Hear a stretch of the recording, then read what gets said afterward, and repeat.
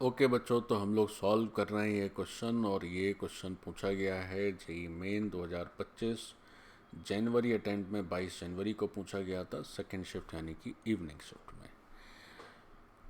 तो देखा जाए ज़रा क्या है इस प्रश्न में। एक लाइन है जो कि दो डिस्टिंक्ट पॉइंट से पास करती है, पी और क्यू से। इसका मतलब है कि ये क्वेश्चन है 3D का। ठीक है, तो 3D का ये 22 जनवरी इवनिंग शिफ्ट का ये दूसरा क्वेश्चन है, क्योंकि एक क्वेश्चन और भी इसमें आ चुका है 22 जनवरी इसी पेपर में मैंने जो सॉल्यूशन बनाया है। तो वो क्वेश्चन बहुत इजी था। इसको देखें क्या है ये।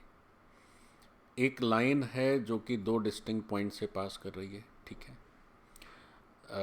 This line is parallel to this vector. अच्छा, इसके पैरेलल है। ओके, तो अभी ये एक पॉइंट पता है, दूसरा पता नहीं है, और इसके पैरेलल है। अच्छा ठीक है, देखते हैं क्या लिखा हुआ है। If the distance of point Q from the point R is 5। मतलब कुल मिलाकर हमें ये पॉइंट Q जो है वो पता कर लेना होगा इतनी इन्फॉर्मेशन से। तो P गिवन है, Q पता कर ही लेंगे, R भी गिवन है। तो then the square of area of triangle PQR। Okay okay, तो ये भी क्वेश्चन थोड़ा सा मुझे कैलकुलेटिव टाइप का लग रहा है, लंबा, बट है तो आसान। इसमें कुछ भी ऐसा नहीं है जिसमें ज़्यादा दिमाग लगाना पड़े। ये एब्सोल्युटली ईजी है। देखो ईजी ऐसे है, सारा काम है इस क्यू का। यही क्यू हमारा जो है हीरो है इस क्वेश्चन में। क्यू पॉइंट आ जाएगा तो पी और आर तो दिए हुए हैं, तो तुरंत हम लोग एरिया का फॉर्मूला यूज़ कर लेंगे। तो क्यू हमारा हीरो है। और ये क्वेश्चन भी अगर आपने नोट्स ठीक से पढ़े हैं अपने मैथ्स के, तो आपको ये क्वेश्चन करने में दिक्कत नहीं आनी चाहिए। एकदम स्ट्रेट फॉरवर्ड है। स्ट्रेट फॉरवर्ड ऐसे है कि आप क्यू के कुछ पोजीशन वेक्टर मान लीजिए, है ना। तो इसमें अज्यूम कर लिए कि let position vector of Q, this is Q bar. अब क्या है कि जो वेक्टर पी क्यू है वो क्या है, वो जो है पैरेलल है किसके, एक दूसरा वेक्टर दिया हुआ है। कौन सा, ये वाला, ये वाला। तो जो पी क्यू वैक्टर है that is parallel to 3i plus 2j plus 2k। तो इसका ये अर्थ हुआ कि जो पी क्यू वैक्टर है that is lambda 3i plus 2j plus 2k। और पी क्यू वैक्टर में q का पोजीशन वेक्टर माइनस p का पोजीशन वेक्टर, तो -2i -j और -3k। और ये हो गया हमारा, या आप ऐसे भी कर सकते हैं, आप आई जे के चक्कर से भी बच सकते हैं। आप आई जे के ना लिखें, है ना, क्योंकि हम लोग आई जे के नहीं लिखते हैं तो भी काम चल जाता है। तो केवल इस तरह से लिख लें कि ये 3,2,2 लिख लें, है ना। तो ये अंडरस्टूड है कि आई जे के। तो Q माइनस P का क्या है, -2 -1 और 3, और सामने जो वेक्टर है वो है 3 2 2। तो जो P का पोजीशन वेक्टर होगा, यहाँ लैम्डा लगा देते हैं। तो जो P का Q का जो पोजीशन वेक्टर होगा वो कितना हो जाएगा बच्चों, वो हो जाएगा 3 लैम्डा -2, कॉमा दूसरा हो जाएगा 2 लैम्डा -1, और ये हो जाएगा 2 लैम्डा प्लस 3। तो ये हो गए हमारे Q के पोजीशन वेक्टर। अब देखिए क्या है, Q के पोजीशन वेक्टर में ये लैम्डा जो है सॉल्व करना होगा। लैम्डा आ गया तो जो पॉइंट Q है उसके पोजीशन वेक्टर आ जाएंगे। अब उसके लिए इन्फॉर्मेशन ये है कि जो Q है उसकी डिस्टेंस इस R से निकाली जाए तो जो है वो 5 आती है। मतलब अगर हम एक वेक्टर QR लिखें तो उसका जो मैग्नीट्यूड है वो 5 दिया हुआ है। अब QR का मतलब क्या है, तो R के पोजीशन वेक्टर हैं साहब 1 3 3,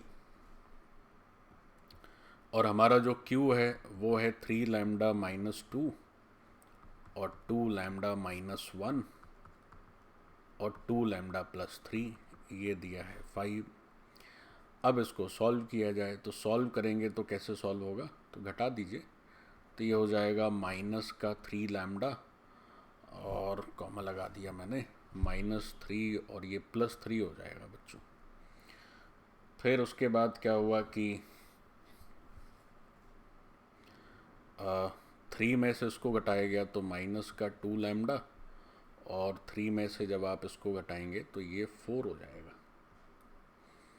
और एक हो जा रहा है हमारा, 3 में से इसको घटाते हैं तो ये केवल माइनस का 2 लैम्डा ही बचता है। तो ये जो वेक्टर है इसका मॉड वैल्यू दिया है 5। हम वेक्टर को इस फॉर्म में लिख रहे हैं, आप चाहें तो उसमें i लगा दीजिए, इसमें j लगा दीजिए और इसमें k लगा दीजिए, आप वैसे भी लिख सकते हैं, कोई हर्जा नहीं है। अब इसका मैग्नीट्यूड दिया है 5, तो वो रूट के अंदर इन कोफिशिएंट्स का स्क्वायर ऐड कर दीजिए, लैम्डा का वैल्यू आ जाएगा। तो बच्चों हम स्क्वायर रूट के अंदर जो हमारा पहला कोफिशिएंट था दैट वाज 3 - 3 लैम्डा उसका स्क्वायर, फिर जो दूसरा कोफिशिएंट था दैट वाज 4 - 2 लैम्डा उसका स्क्वायर, और हमारा जो आखिरी कोफिशिएंट था वो था -2 लैम्डा उसका स्क्वायर, और ये वैल्यू दी हुई है 5। अब हम इसको सॉल्व करते हैं। तो जब हम सॉल्व करेंगे तो क्या हो जाएगा, 9, 16 और 9 25, 25 तो यहाँ से आ गया, और 9 दूनी 18 लैम्डा ये है, और 16, तो 18 और 16 कितना हो जाएगा जी, 34।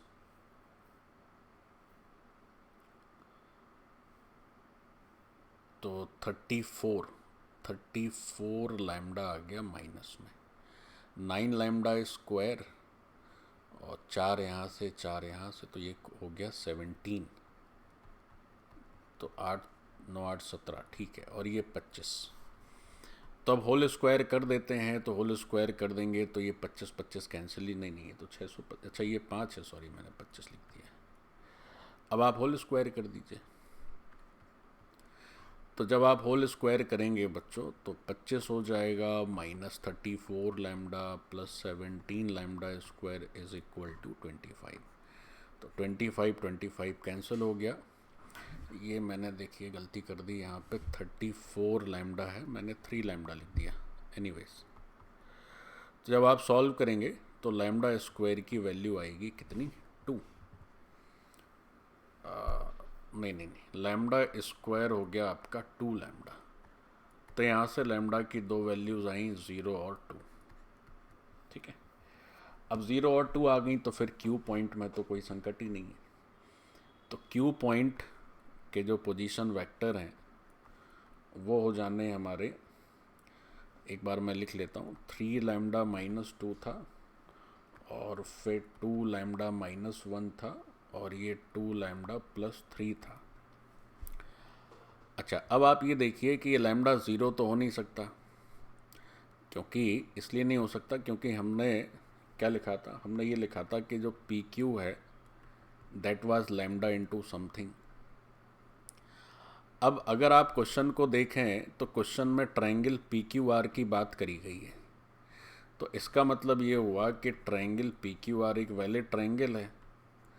तो जो अगर आप लैम्डा को 0 कर दोगे तो फिर ये पी क्यू क्या हो जाएगा, वो तो 0 ही हो जाएगा ना। तो लैम्डा तो 0 नहीं हो सकता क्योंकि पी क्यू वैक्टर एक नॉन ज़ीरो वैक्टर है, तभी तो ट्रायंगल बनेगा। तो 0 तो हो नहीं सकता, तो इसका मतलब फिर क्या होगा, तो इसका मतलब है कि लैम्डा की वैल्यू 2 सही है। तो 2 यहाँ पर आप शिफ्ट कर दीजिए। तो जो क्यू के पोजीशन वेक्टर्स हैं वो आ जाने हैं कितने, 6 में से 2 गए 4, 3 और 4 3 7। तो ये हो गया हमारा क्यू का पोजीशन वेक्टर या क्यू के कोऑर्डिनेट, जो भी आप कहना चाहें। अब बच्चों क्या है कि हमारे तीनों पॉइंट्स आ चुके हैं, 2 तो दिए ही हुए थे, 2 पॉइंट्स तो क्वेश्चन में दिए हुए थे। पी पॉइंट गिवन था दैट वाज -2 -1 3। क्यू हमने सॉल्व कर लिया है, 4 3 और 7। और आर पॉइंट भी क्वेश्चन में दिया हुआ है, क्या दिया हुआ है, 1 3 3, ठीक है। तो अब हमें इस ट्रायंगल का एरिया जो है वो डेल्टा है, तो डेल्टा का स्क्वायर बताना है। क्वेश्चन में ये पूछा गया था कि इसका एरिया जो है उसका स्क्वायर बताइए क्या है। तो अगर ट्रायंगल का एरिया हम डेल्टा लिखते हैं तो क्रॉस प्रोडक्ट से कैसे लिखा जाता है? तो क्रॉस प्रोडक्ट से लिखते हैं vector P Q cross vector P R. So this is the area of the triangle. अब इसका डेल्टा कर देंगे तो जो आंसर आएगा उसका स्क्वायर कर दिया जाएगा। तो पहले तो वेक्टर पी क्यू लिख लो। तो अगर वेक्टर पी क्यू लिखोगे तो पी क्यू यानी कि क्यू में से पी सब्ट्रैक्ट करना है तो 6i, फिर आ जाएगा 4i और फिर आ जाएगा 4i।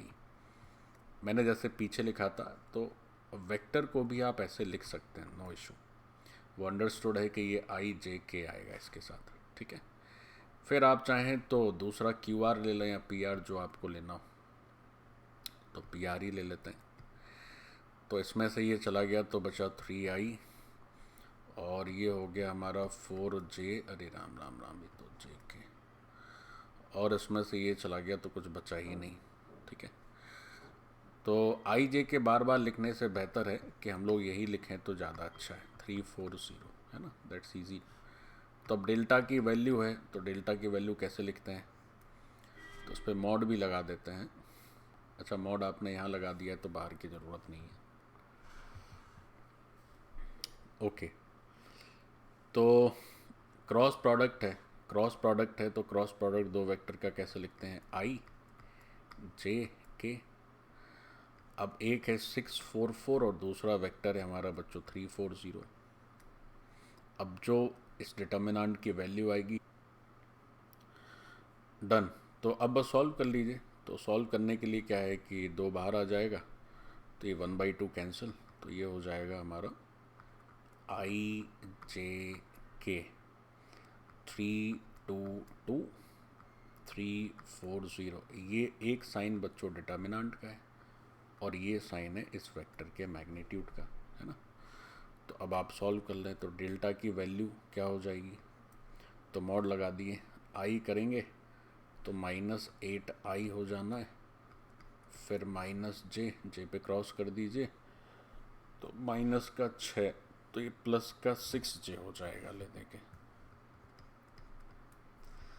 और k कर देंगे तो k प्लस, तो 4 तिहाई 12, तो 6 जो है वो k में भी आ जाएगा। तो इसका जब आप मॉड लेंगे तो वेक्टर का मैग्नीट्यूड हो जा रहा है 64 प्लस 36 प्लस 36, तो 72 और 64, यानी कि ये हो गया 136। तो अपने क्वेश्चन में डेल्टा स्क्वायर पूछा है, सो रूट हट जाना है और ये आएगा हमारा उत्तर, कुछ है नहीं। तो ये सॉल्यूशन भी समाप्त होता है। ये एक रेगुलर क्वेश्चन है, आसान क्वेश्चन है, बट काफ़ी लेंदी है। सो थैंक यू बच्चों। अगर आपको ये सॉल्यूशन ठीक से समझ आया हो तो समझ आने के लिए क्या है, केवल इस सॉल्यूशन से काम नहीं चलता है बच्चों। Let me tell you frankly, आपको हमेशा अपने नोट्स को थॉरोली रिवाइज करना पड़ेगा। That is the only way to solve anything और एवरीथिंग। तो नोट्स पढ़ने के बाद फिर ये समझना सार्थक है, नहीं तो केवल टाइम पास है। एनीवेज, आप समझ गए हो तो इसको लाइक करें, शेयर करें और सब्सक्राइब करें, और मेहनत से पढ़ाई करें, नोट्स से रिवीजन करें, वन शॉट मामले से बचें। चलिए।